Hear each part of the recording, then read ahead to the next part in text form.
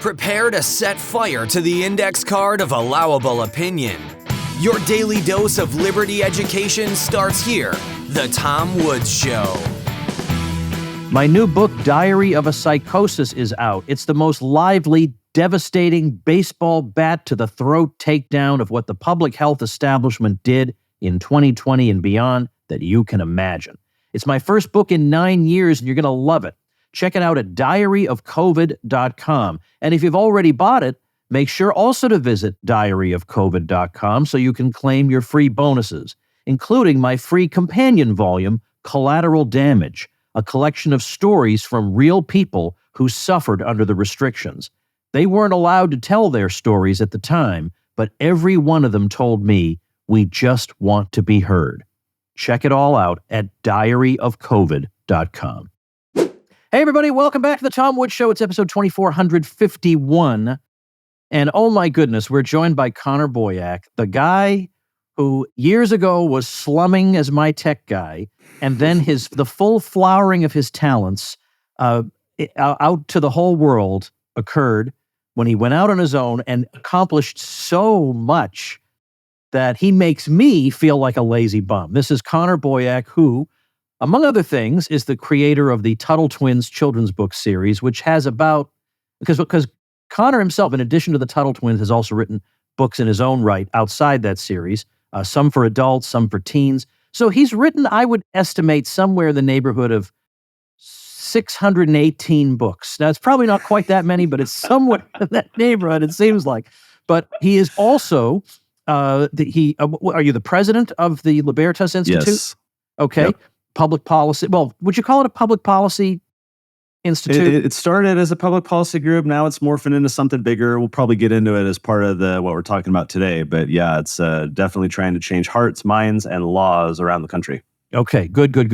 The particular thing I want to talk to him about today, when I read about it and I saw the numbers involved, I realized just how foolish I was depriving the world of this guy's energy by keeping him to myself. I just can't get over what Connor's accomplishing. And I'll tell you something, I could very easily make the Tom Woods Show into a current events show. And there's nothing wrong with that. We all need current events shows to know what's going on. I don't trust CNN to tell me. I listen to what people tell me is really going on. But the only problem I have with that is that current events are so depressing most of the time. It's almost all bad news. And Connor's doing something great here, and not as many people are talking about it as you would think they would. But I actually like things that are encouraging and good and positive and productive. So hence this episode with Connor. So welcome back to the Tom Woods Show, Connor Boyack. Tom, thanks for having me on. And I remember those good old days working on your website, helping build the Liberty Classroom. I remember them with fondness. I mean, just building a relationship with you, learning more about all these ideas, reading all the books that you were recommending was a huge part of my own development. So I don't think it was depriving me of anything. It was helping build the foundation of what I've been able to grow with my team today. You're a gracious person. I appreciate that. I remember the old days when I would send you the tiniest little nitpicking task, and it would be like I just pressed enter on the email and he's already done it. I don't know how this happened. So you spoiled me completely. All right, let's talk about what's going on with your the program that in particular I'd like to say pay particular attention to today, and that's the Children's Entrepreneur Market Program. I knew this thing existed, but it seems like it's grown by leaps and bounds in almost no time at all. Yeah, and your audience, I think, Tom, especially will appreciate the history of how we started this project. In 2016, we saw some headlines that bubble up every year or two about little kids' lemonade stands getting shut down by, some random bureaucrat for not having, let's say, a food handler's permit or for not having a business license. I remember in one case, it was a 4-year-old girl who, of course, with their parents' help, set up a little lemonade stand on the side of the street where a 5K was going by. And some county worker showed up and said, well, you need a business license. That costs $70. She was selling 50-cent cups of lemonade.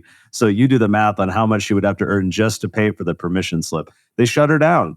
And so periodically these would make national headlines. In 2016, I saw a few of these headlines bubble up. I said, that's ridiculous. Let's have some fun with this and go to our legislature in Utah where our headquarters is. Let's go to the legislature and propose a law a bill that says if you're under 18, you don't need to get any permit, any license, no nothing, no sales taxes, no nothing. It passed, I think, nearly unanimously. Utah became the first state to have one of these. We've since helped a number of other states pass similar laws. In fact, just yesterday, at the time we're recording this, in Arizona, they're working on a lemonade stand law. And one of our little youth entrepreneurs, 12-year-old Aiden, showed up to testify in support of the bill, and they passed it out of committee, and now it's working its way through the system. So we got this law passed in Utah, and we're like, okay, that was fun. Let's do something with this. We launched the Children's Entrepreneur Market. So think of this like a farmer's market, but the kids run the whole show. Mom and dad can help set up, they can take down, but the kids are doing the work. They're doing the product development, they're doing the pitching to customers, the money management, customer service, everything. And what we're really solving for, you probably did this with your kids as I did with mine. Every parent loves doing the little lemonade stand at some point with their kids and having them be a little entrepreneurial. The problem is that the traditional lemonade stand, 90% of the time, kids are just sitting there looking cute, waiting for cars to stop, right? So it's fun, it's memorable, but it's not a great learning experience. The learning comes through the customer interaction, resolving concerns, answering questions. And so what we do with our markets is we'll often attach them to a large like community festival or rodeo or some big event where there's a lot of people coming out.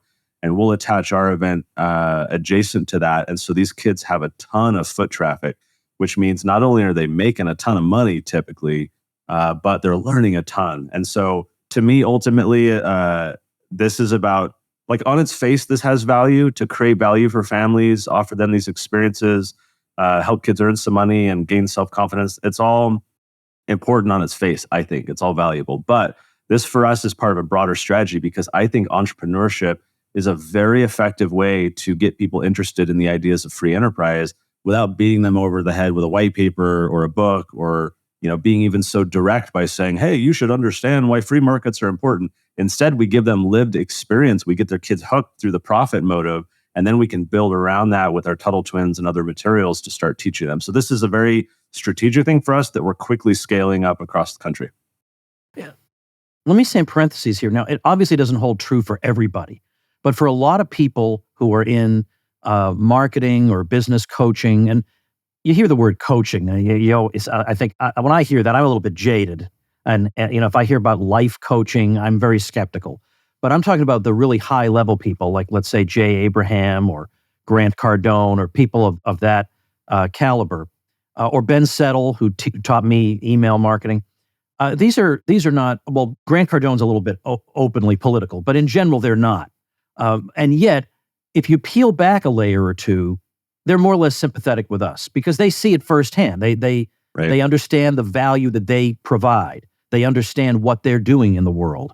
And then they see that they are spit upon, insulted, fleeced, blamed for all society's problems, and they just don't go for it. As I say, they're not openly ideological, but you talk to them for 10 minutes and you realize, yeah, they get it. So there is a connection, as you're describing. I do believe there is a connection between these types of activities and at least the rudiments of an appreciation for our general worldview.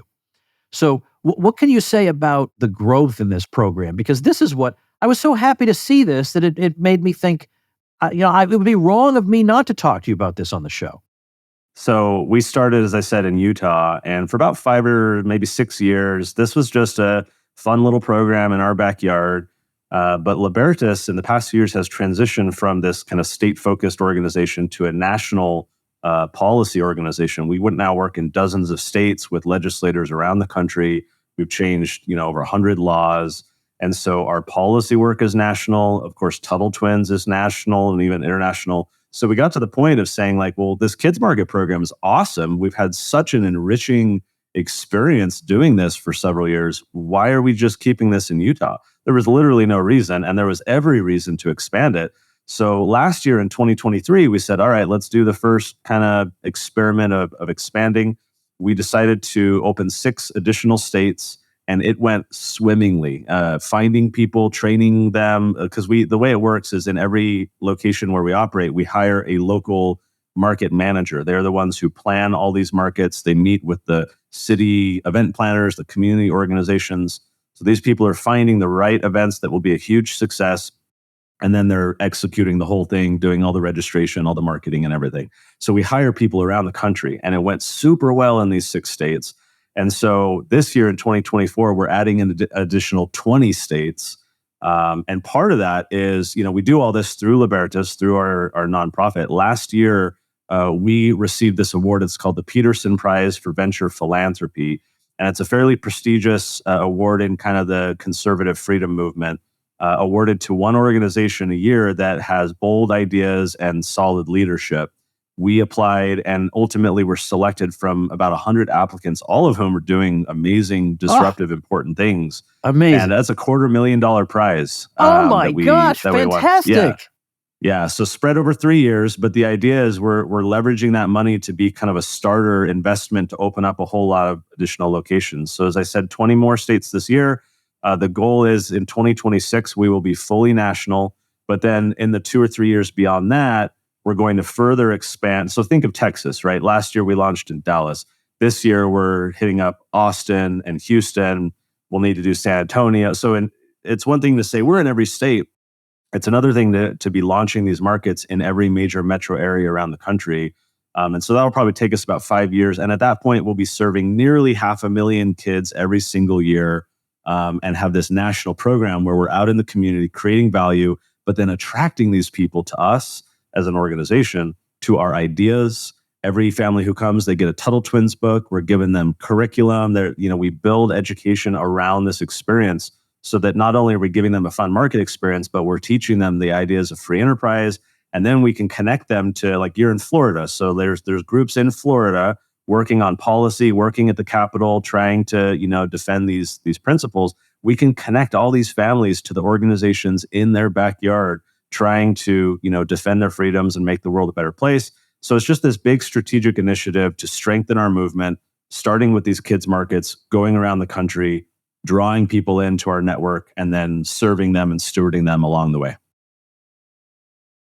How do you balance wanting to seize opportunities with the risk of biting off more than you can chew? Oh, that is a question to which I probably don't have a good answer.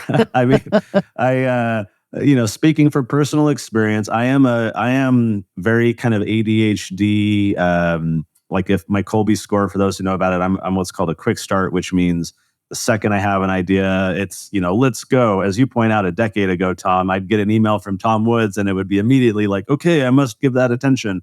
So I'm very quick to act on things and decide on things, which has its downsides, to be sure. But there's been massive upside for us to capitalize on all these opportunities and really aggressively try and scale this up. This is a program that, yes, we operate philanthropically and we get a lot of donor dollars, but think of all the corporations out there that want to support, youth programs in their community, want to support the next generation of entrepreneurship.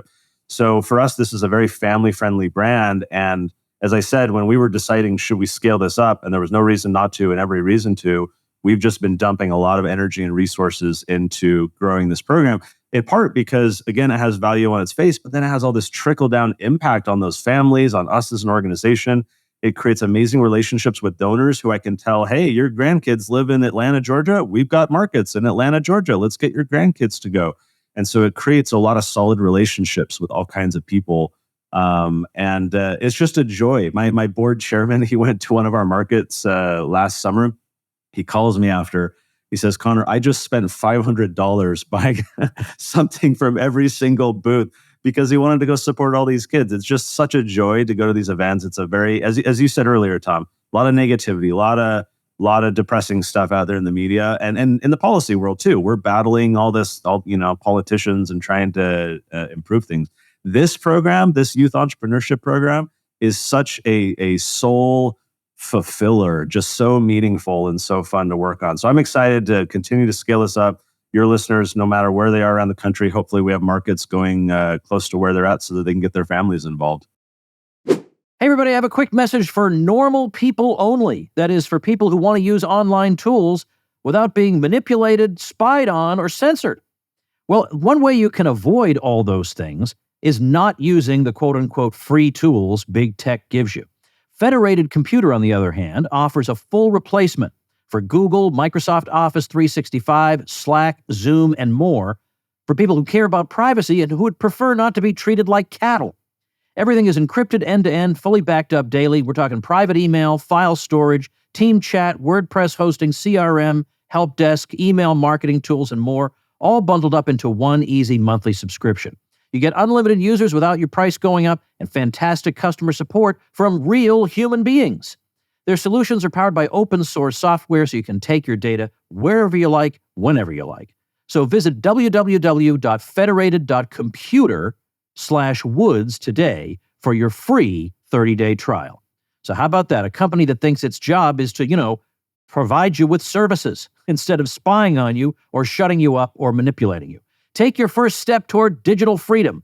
Visit federated.computer/woods today for your free 30-day trial.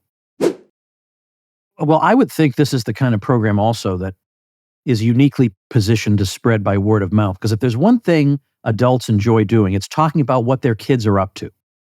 And then other parents find out about, why isn't my kid up to that? Sounds like a great thing for my kid to be doing.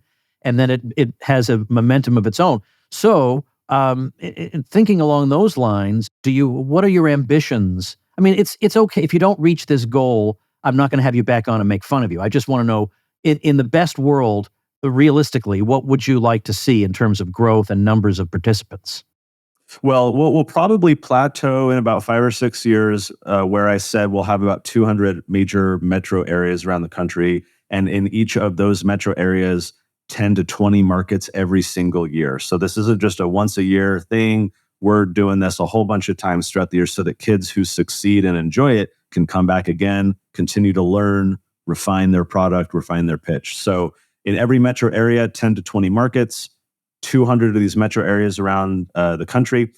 We probably stop there in terms of geography because the more rural places, they just don't have the population density to make these markets a success. We don't want kids to come to our event and have like 4 people show up, right? The magic of this is that lots of foot traffic. And so we're going to stick to those 200 metro areas. But even though we plateau in terms of geography at about 500,000 kids a year, the program we're going to add a lot more capacity to. For example, this past year, we launched a scholarship program. So teenagers, it's really seed capital. Teenagers who really want to grow their little business and, build a website or even a storefront or whatever, they can apply and we're giving them $500, $1,000, $1,500 as just, it's not equity. It's not, it's just take the money, but there's some reporting and accountability to make sure these kids are actually following through on what they said. So that's a program we're going to massively build up around the country to be giving out all this seed money to get the kids started in entrepreneurship more seriously than just a Saturday morning fun event like we do.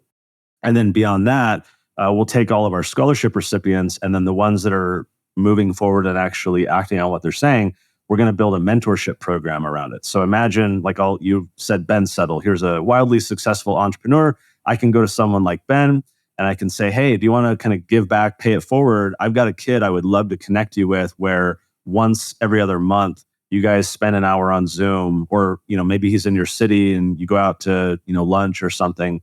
And we match up our youth entrepreneurs with successful adult entrepreneurs who will kind of coach them and mentor them and be a sounding board. So we'll build out a whole mentorship program. Eventually down the road, we'll probably launch our own Shark Tank type annual event where we'll get our top teen entrepreneurs who are being really innovative and really creative. We'll bring them all out to this big event. We'll have a panel of our own sharks and judges who will put in their own money into these kids' little businesses and really just try and scale it up. So there's so much more here, but the vision is just even for this program, we want to celebrate entrepreneurship, the mentality of it, the mindset of it.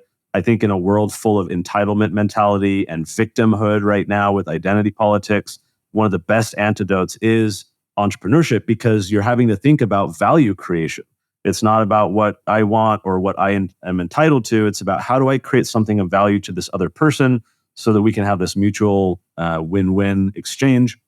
And so I think this is a program that is kind of right time, right team behind it. But it's part of just this bigger vision that we have of realizing that in the freedom movement for so long, all these organizations, these think tanks and activist groups and everybody have all been focused on adults.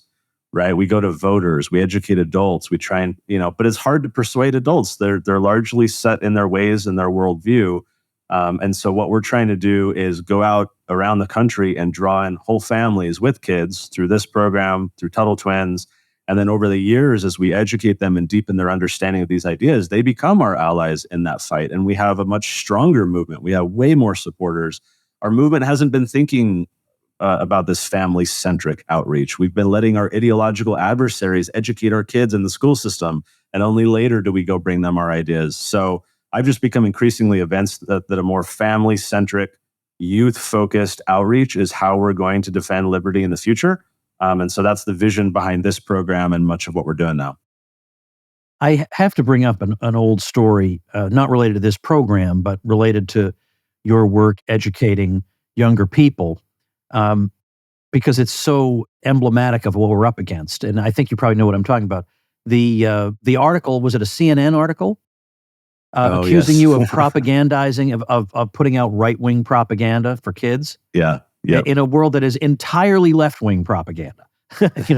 And so you have your children's book series, and that's just one children's book series too many. But what I love about it is how you responded to that. So yeah, they accused us specifically of creating a, quote, right-wing children's education complex. And so first I'm like, okay, I like that. I might use that. Thanks for giving me that term. But many people, when because Tuttle Twins, me and Elijah, my partner, our illustrator of the books, this is like our baby, right? Like we've invested a lot in creating the Tuttle Twins and spending a lot of time and energy. And so when you're attacked by CNN, right, a lot of people might be just, they might go home and cry. They might be frustrated. They might, need to go to the gym and let out some steam because they're frustrated. I was smiling. Literally, when I was reading this article, I had just this ear-to-ear grin because I realized it was a marketing gift. We took a screenshot of the article. We plastered social media with it. We sent it to our email list. At the time, we had, 700,000 people on it. And we said, okay, guys, check out. We linked to the article, so it wasn't just the screenshot. We're like, go read the full thing. Here you go. And we said, flash sale. If you enter the coupon CNN on our website, you're going to get 50% off of the Tuttle Twins books this weekend only. That weekend, because of CNN, we sold over 100,000 books in a single weekend. To which I then said, hey, does anyone have any contacts at MSNBC so that we can get them to pile on as well? That is so great. We've heard the expression monetize your haters, but that's an easier thing to say than it is to do. I actually have a t-shirt that Eric July at least used to sell. It's an image of him and it says monetize your haters. And I first heard the expression used publicly by Jordan Peterson. And I believe it was on Joe Rogan. He said, this was early on in his rise to, public fame. He said, I believe I have figured out how to monetize the social justice warriors. And so I did something very similar on a smaller scale. There was some crazy rapper who was criticizing me, and it was just all bizarre. I mean, it was a bizarre situation. I don't want to go into it, but it was so good the way I responded that I actually made it into a book Ben Settle wrote about how to do this. And I made his name into the coupon code for libertyclassroom.com. And I said, all right, this is just for my Twitter audience only. Nobody else found out about it. You have 2 hours to use this coupon code. And I even said to him, look, if you want a subscription, I'll comp you one, because you obviously need it. So it was perfect, right? It was absolutely perfect. Just my kind of thing. That's the kind of thing I think you learn on the job. There's no marketing, no business school teaches you that. Well, and then we had, before CNN, there was this, I think they still exist, this socialist magazine written by socialists for socialists called Current Affairs. They did this whole 8-page spread on the Tuttle Twins. They had their own parody illustrations about how we're all Jeff Bezos puppets trying to, enslave warehouse workers and so forth. I actually have this article framed on my office wall. I felt a little awkward purchasing a socialist magazine in very capitalist fashion. I felt like they should have sent me one for free. But like you, we named the coupon code after them, and I offered them free books that they wouldn't take it. And it also backfired. When we did our coupon code, hey, Current Affairs, get a discount on our books. They then tried to launch a retaliatory coupon discount saying, hey, get a discount off of our socialist magazine if you use coupon code Tuttle Twins. Oh, takers, but it was fun to see the back and forth. yeah. And you know what? In a way, that's kind of, I would not encouraging them, but since usually, if I may use contentious language like this, our adversaries are not that clever. It's nice to see occasionally you get a worthy one, who's kind of learning on the job. And by the way, if that kind of reminds me of something. So you had obviously some knowledge about our ideas, and you also had a tremendous amount of technical knowledge, but I don't think you had any formal business training. And then suddenly you threw yourself into this world where you're creating books and workbooks, and you have a monthly publication you send out, and all the rest of it in this brand. And then on top of that, you were running a nonprofit. You had to learn an awful lot on the job. I mean, what were some of the pitfalls of that? Were there any? Oh, there have been very many. Starting a nonprofit, like any business, I had no clue what I was doing. There was no manual for it. I hired wrong for a long time, had no idea how to, hire the right people and build the right team. And so had lots of hiring struggles. Leadership, right? Like I was always the guy, I was a code monkey, right? I used to be your programmer, right? And I would just like sit there behind my computer and crank and get work done. But having to build a team and have, leadership, strategy, cast vision for other people, in my case as a nonprofit, fundraising, building relationships with, high net worth people and creating value for them and partnering with them. There's been, and marketing, right? Like, wow, gosh, I've spent, if I were to add up how much money we've spent on marketing over the years for Tuttle Twins, it's probably over $10 million. And basically what that means is that my customers for Tuttle Twins have paid for my marketing experiments because it's what's called self-liquidating marketing. In other words, you click on an Instagram ad for Tuttle Twins, you buy our books, you pay, I don't know, $70, $80, depending on what you're buying on average. Well, my cost of acquisition, in other words, the amount of advertising dollars I have to pay to get a customer on average fluctuates, but $40, $50 to acquire a customer. And then I've got other, the costs of the books and the fulfillment and everything on top of that. But my goal isn't even profit. Doing this through our nonprofit, it's a mission-driven goal. I want these books to spread as much as possible. So my ultimate goal is revenue neutrality. As long as my customers will pay for the advertising so that I can get them to buy the books, then I'm marketing for free. And consequently, those $10 million that I've spent on all these marketing experiments have been the best education I have ever received because it's all real world data. It's doing A/B experiments. It's trying to understand, I'll give you a very specific example, Tom. Back in 2017, when I started really ramping up online advertising of the Tuttle Twins, I created these graphics. You were in one of them. We had a Murray Rothbard one. We had a Ron Paul one. And these quotes about, why education is important or freedom or all kinds of stuff. And so I threw up all these ads, just experimenting and seeing what would work. The most proud one that I had was Ron Paul. And I had this quote where he actually gave us a testimonial. And I think yours was also a testimonial, but people saying nice things about what we're doing. And it was fascinating to me to see how some people, like, I'll boost your ego here a little bit. My theory was that the Ron Paul ad would blow it out of the water because it's like Ron Paul. He's the, granddaddy of the movement. Your ad beat his by like 3x, and many other people beat Ron Paul. So that was really interesting. I had to try and understand, why is it that the Ron Paul testimonial isn't doing as good? And part of the conclusion we had was that Ron Paul was, limelight 2008, 2012 presidential campaigns. Started his Liberty Report, but when he left Congress, he kind of faded a bit from everyone's daily remembrance and focus, whereas you and others were kind of up and coming and growing influence and daily engagement. And so I had to realize, okay, the influencers and the people I can partner with, they need to have, if they're truly influencers, they need to have influence. Who are the people that have influence? It's people that you listen to on a regular basis, not people that you listen to and have very fond respect for and admiration for in the past. And well, so Ron Paul's been great to... But I wonder if another part of that is that, Dr. Paul's kids are all grown. I'm sure he sees his grandkids from time to time. But, at the time I gave you the endorsement, I had 5 daughters living in the house. So you can assume I read these books to them. So I don't just like them in the abstract, but I can tell you that the kids like them.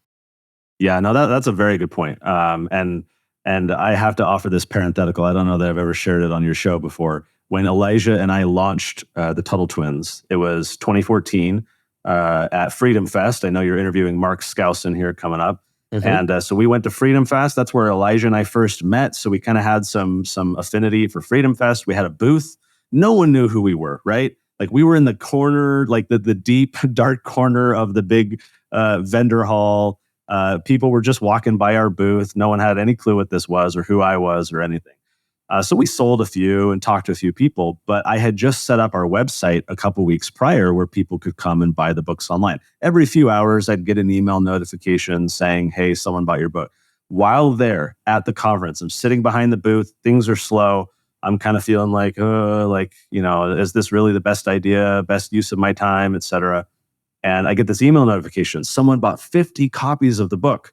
I love this we only story. had the Tuttle Twins. I actually do know this. Okay, I should. Yeah. So I'm scrolling down. I'm like, it's Ron and Carol Paul. They bought one for all their grandkids, So Elijah and I had the good honor of going to Dr. Paul's home and having lunch with him and Carol just a few weeks ago. We were down there for a recording on his podcast, and I was able to share that memory with him and just pay a lot of respect. But it is interesting, right? Like I think your point is very valid. You have a lot more influence in the sense that as a dad, you see how this is how this is working. And again, going back to your question, I was learning everything. I was just doing a lot of experiments. That's the greatest learning that I've ever had is experiment like crazy. Set up split tests, set up A/B experiments, challenge everything that you think is going well. Try and disrupt yourself before others disrupt you. And so with all of our marketing efforts and even just the whole business, we're always trying to rethink, and challenge the status quo because it's been so helpful to us in the past.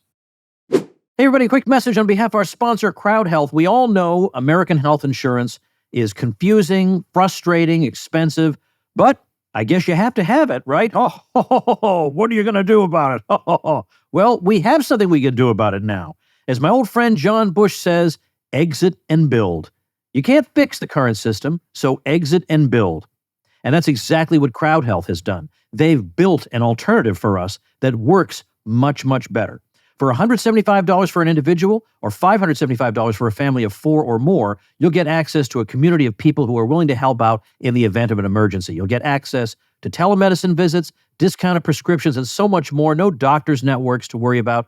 And of course, you'll join the crowd, a group of members just like you who want to help pay for each other's unexpected medical events. Let Crowd Health help with your healthcare needs. Get started today for just $99 per month for your first 3 months. Go to joincrowdhealth.com/woods to learn more. Crowd Health is not insurance. Learn more at joincrowdhealth.com/woods.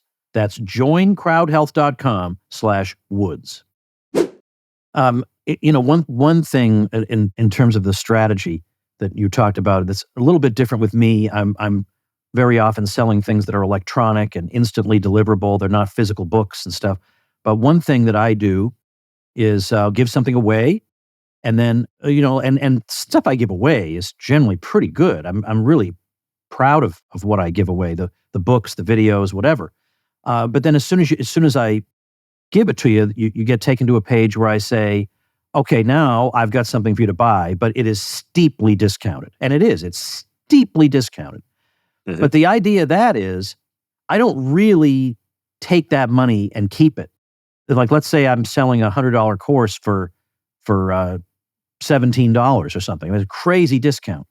That's not so I can make $17. It's so that I take all these sets of $17 and I then go into whatever social media platform and I spend it on ads to get more people to get that initial thing. And so it's a way of getting more people into my audience while not having to, in effect, spend my own money. I spend the money that the thing itself generates, which is why it's called a self-liquidating offer.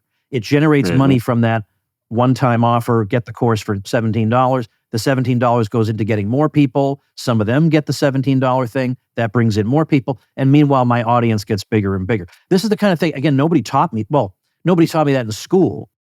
I had to learn that by just, seeing what other people did. And as an author, Tom, you'll appreciate this. I know you're doing some author trainings, and I'm going to be talking to your audience about that, how to write a book, how to sell a book. And as an author, as someone who's passionate about spreading these ideas, I need to find ways to get people to actually buy the books and invest and, go read them with their kids. And perhaps the greatest lesson that I've learned, the thing that has helped us with the Tuttle Twins the most, is removing the middleman to the extent possible. So we have our own warehouse. We do our own fulfillment. I employ a few dozen teenagers who just pack Tuttle Twins books all day long. But we do all of that because it allows us to be the ones selling the book on TuttleTwins.com directly to the family. Why is that important? There's a few reasons, but the key thing, it's what you said. It's audience growth. I want to build a list. There's power in the list, right? Every time I have a new book coming out, I have one in a couple of weeks coming out for teens and parents called Mind Wars. It's not a Tuttle Twins book. It's just about the psychological battlefields that we're in today. Yeah. So I have this massive list of 1 million plus people now that I can send one email to, and suddenly I've sold 15,000 books or whatever. So the list, as you grow that over time, the ability to communicate directly with your customers and with your audience is so key. You can set up affiliate deals, you can set up referral partnerships, you can do all kinds of stuff. But I find that so many business people more broadly, but also authors specifically, don't think about, marketing really much, but also they don't think about audience development and how to actually connect with their readers and how they can create value for them and offer for them in exchange for that email address or their SMS number. And so that to me has been the most rewarding lesson, is realizing that there's power in the list. And no matter what we do, it's all about creating enough value that they will give me contact information so that I can serve them over time and create more value for them. Let's go back to the children's entrepreneur market. I think I've almost basically said it. What is the website for that? Yeah, it is a mouthful. children'sentrepreneurmarket.com. Children's plural, children'sentrepreneurmarket.com. And so right now, at the time of this recording in February, we've got probably 6 or 7 states open just because it's earlier in the year. The rest of them will all open this summer and fall when things are warmer. But there's a little sign up there. You can join the email list and get notified when we have markets going in your state. Even if you don't see any now, you'll be the first to know. These are for kids age 5 to 17, so pretty wide age range. And we don't control or regulate anything the kids sell. Sometimes you'll have a lazy mom or a busy mom or whatever who just goes to Costco and buys some bags of chips and soda cans. And those kids aren't going to do very well because they're likely going to be a couple booths down from some kids who made homemade cinnamon rolls. And then they're a couple booths down from some kids making a fun, fruity boba drink, right? And so the competition is part of the process. I had a mom, but brief story. I was 3 years ago after one of our markets, I was at the gas station, and this van pulls up on the other side, and this lady says, "Hey, you're the guy from the market thing, right?" I said, "Yeah." And with her kids still in the van, proceeds to berate me for the poor experience that her children had. Oh, we had to pay $15 for a booth, and my kids didn't even make their money back. It was a waste of our time. And I went and looked up later what she had sold, and it was the equivalent of something simple and stupid like that couldn't compete against all the custom, interesting things that these kids were doing. And I don't know if you ever watched Seinfeld, but there was this shtick where George Costanza would always, when he had a kerfuffle, he'd be driving home on the freeway 20 minutes later, and he'd have that aha. What I should have said. Yeah, exactly. Yeah. And so he pulls a U-turn and he goes into Mr. Steinbrenner and but by then it's too late. That was me with this lady. In the moment, I wasn't on my toes. I wish, in retrospect, I would have told her, "Lady, it's not about making money. It's about learning. And what you just put your kids through and the experience you just had is perhaps one of the greatest lessons that you can teach them to help them understand why didn't we do well? What were other kids doing where they did well and made money? Let's learn from this and grow." But it was this very negative victim mindset. So for us, it's not just about kids earning money. We want these kids to be learning a lot. We've got curriculum for them. We've got all kinds of videos and things to help them. And so we end up getting just such a wide range of products. I once had a girl teach me a song on the ukulele for $5, little 15-minute ukulele lesson. We got just all kinds of stuff. It's just such a joy. And I'm hopeful that we can get all your listeners coming out to support these markets, whether their kids come and participate or just show up and patronize these kids and put them through their paces, to ask them tough questions and see how they do. It's just such a rewarding event, especially knowing that behind the scenes, there's like this strategic initiative on our part to leverage this audience that we're building and continue to educate them over time in our ideas, our philosophy, and then put them to work with groups in their state who are trying to defend freedom. Before I let you go, I want to, maybe you know this already, but not everybody listening will necessarily know it. Do you know there's actually an expression for that experience you had where you thought of the exact right thing to say, but only after it was too late? The expression is l'esprit de l'escalier. And it refers to the staircase. Like, it's only when you get to the bottom of the stairs does it hit you. So this expression goes back several hundred years, because we've all had it, that somebody is berating us, as you say, and we're discombobulated. We're not at our best. And not everybody is Michael Malice. I think that's fuel for him. He's wittier at that moment, whereas I'm completely confused. I don't know what to do. And then later I formulate the greatest comeback. So that's l'esprit de l'escalier. All right. Okay, so cool. children'sentrepreneurmarket.com is the website. I'm going to have that linked conveniently in the video description, as well as at tomwoods.com/2451.